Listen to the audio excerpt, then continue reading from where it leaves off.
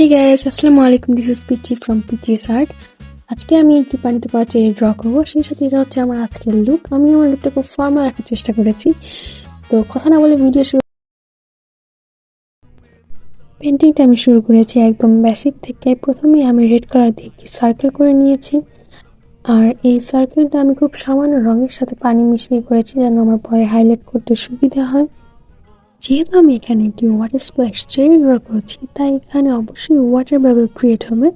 সেক্ষেত্রে আমি সেম প্রসেসে লাইট একটা কালার দিয়ে পানি নিচ্ছি যেন আমার বাবেলগুলোকে ফুটিয়ে তুলতে সহজ হয়।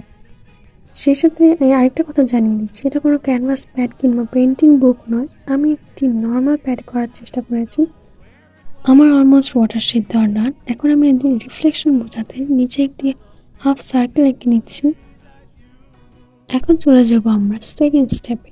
এই স্টেপে আমরা এর আগের কালারটি একটু ডার্ক কালারটি দিয়ে অ্যাপ্লাই করব।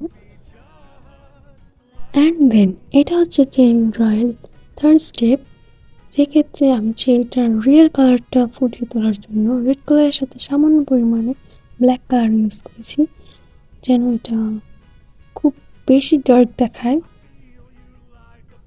এবং যে জায়গাগুলোতে হাইলাইট করবো সেই জায়গাগুলোতে আমি নর্মাল রেখেছি।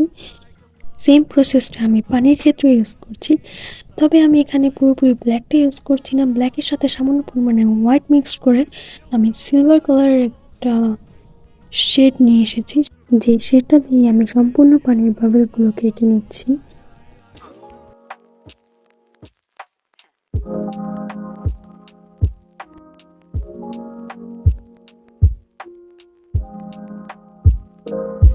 আমার মোটামুটি সবগুলো বাবেল ড্র করা কমপ্লিট। রিফ্লেকশন বোঝাতে আমি চারিদিকে রেড কালার দিয়ে বাবেল এঁকে দিচ্ছি। চেরিটির চারিদিকে যেহেতু পানি রয়েছে, তাই রিফ্লেকশনটা নিচে থাকা পানির সাথে সাথে চারিদিকের পানিতে সামান্য পরিমাণে দেখা যাবে। ক্যামেরাটি কাট হয়ে যাওয়াতে বাকি ক্লিপগুলো নেওয়া পসিবল হয়নি। তো যাই হোক, একটা কথা কিন্তু বলতেই হচ্ছে, কোনো ড্রয়িংয়ে কিংবা কোনো পেইন্টিংয়ে যদি রিফ্লেকশন ক্রিয়েট করা যায় তাহলে সেটার সৌন্দর্য আরও দ্বিগুণ বৃদ্ধি পেয়ে যায়। এখন আমি চেরিটিতে ছোট্ট একটি ডাল অ্যাড করে নিয়েছি। ডালটিতে প্রথমে লাইট গ্রিন এবং পরে ডার্ক গ্রিন দিয়ে কভার করে ইয়েলো কালার দিয়ে সেটাকে আমি শুকনো ডাল বোঝানোর চেষ্টা করেছি। ইয়েলোর সাথে যদি ব্ল্যাক কালার মিক্স করে একটি কম্বিনেশন ক্রিয়েট করা যায় তাহলে ডালটি দেখতে অনেকটাই রিয়েলিস্টিক মনে হবে। আর একটা পেন্টিংয়ে যদি রিয়েলিস্টিক ভাবটা নিয়ে আসা যায় তাহলে পেন্টিংটি দেখতে আরও বেশি আকর্ষণীয় মনে হয়। অ্যান্ড দেন এটি হচ্ছে পেন্টিংয়ের লাস্ট অ্যান্ড ফাইনাল স্টেপ।